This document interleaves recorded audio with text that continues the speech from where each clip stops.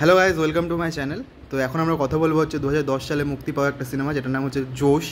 আমরা যারা বাঙালিরা বাংলা সিনেমাকে ফলো করি, তারা মোটামুটি প্রায় 90% দর্শক এই সিনেমাটা দেখে নিয়েছে, কারণ এই সিনেমাটা এতবার জলসা মুভিজে প্রিমিয়ার দেওয়া হয়েছে যে সিনেমাটা বেশিরভাগ লোকজনই দেখে নিয়েছে। ঠিক আছে, তো আজকে এই সিনেমাটা রিভিউ করবো। এই সিনেমাটা পরিচালনা করে হচ্ছে রবি কিনাগি, আর সিনেমাটা ভাদ্রা বলে একটা তেলেগু সিনেমার রিমেক, যেটাতে রবি তেজা আছে।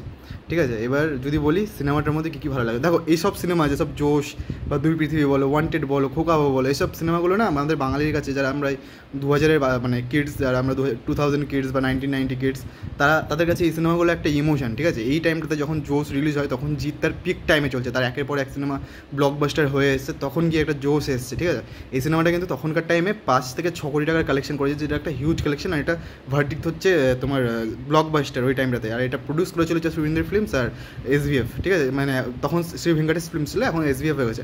এবার দেখো সিনেমাটার মধ্যে আমার কী কী ভালো লাগে। ঠিক আছে, এই সিনেমার মধ্যে ভালো লাগার জিনিস অনেক অনেক কিছু আছে। এই সিনেমাটার মধ্যে জিৎ আছে আর শ্রাবন্তী আছে, একটা নতুন জুটি তখন এসেছিলো, জিৎ শ্রাবন্তী।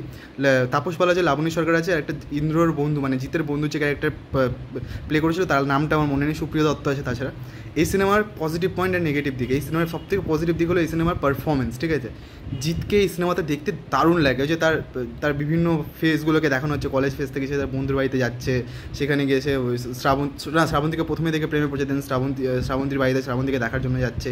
সেখানে সিনেমাটার মধ্যে জিতের পারফরমেন্সটা তুমি দেখবে, অ্যাকশনে বলো, ডায়লগসে বলো, আমার কান্নাটা ভালো লাগে না, এটা আমার সবথেকে বড় নেগেটিভ পয়েন্ট। আর জিতের কান্না একদম পছন্দ না, দেখতে আমার ভালো লাগে না। ঠিক আছে, তার বন্ধুর ক্যারেক্টারের পারফরমেন্স বলো, তাপস পাল এই সিনেমার মধ্যে যা অভিনয় করেছে, লাবণী সরকার, এই সিনেমাটা দেখতে দারুণ লাগে। এদের পারফরমেন্সগুলো এত সুন্দরভাবে করা, সিনেমা দারুণ লাগে, পারফরমেন্স ওয়াইজ এই সিনেমাটা দারুণ।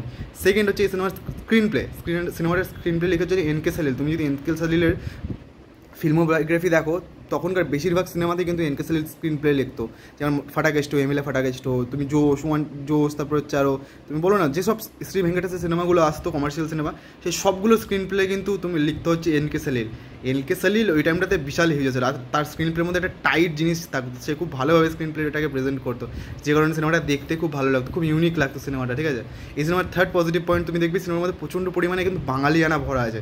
সিনেমাটা দেখতে খুব মানে তুমি যে প্রথম থেকে শেষ পর্যন্ত দেখবে প্রচণ্ড পরিমাণে বাঙালিয়ানা আছে, যে কারণে লোকজন কানেক্ট করতে পারে সিনেমাটার মাধ্যমে।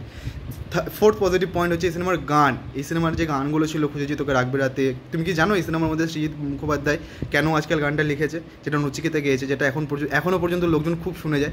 সিনেমাটা দারুণ লাগে, মানে গানগুলো এখনও পর্যন্ত লোকজনের মুখে মুখে লেগে আছে। ঠিক আছে, খুঁজেছি তোকে রাখবে রাতে, কেন আজকাল, নারে নারে নারে ওমর পীড়িত করিস না, এই সিনেমাগুলো, এই গানগুলো এখনও বাঙালিদের কাছে ইমোশন। ওভারঅল যদি সিনেমাটা রিভিউ করতে হবে, আমি সিনেমাটা যদি এখন দেখি, আমার এই সিনেমাটা এখনও ভালো লাগে, আমি তখন দেখছিলাম তখনও ভালো লাগে। আমার মনে আছে এই সিনেমাটা আমি তখন ডিভিডি পাওয়া যেত না, ডিভিডির মধ্যে ডিভিডি কিনে নিয়ে এসে 20 টাকায় 4-5টা সিনেমা থাকতো, তখন ওর মধ্যে একটা জোশ ছিল, হল প্রিন্ট আমি দেখেছিলাম তখন। তারপরে তো জলসা মুভিজে কতবার দেখেছি সেটার কোনো আইডিয়া নেই। তো ওভারঅল যদি আমি সিনেমাটাকে রেটিং করতে হয়, আমি এই সিনেমাটাকে 10/10 দেবো। আমার এই সিনেমাটা দারুণ লাগে, আমি আশা করছি তোমাদের এই সিনেমাটা ভালো লাগে।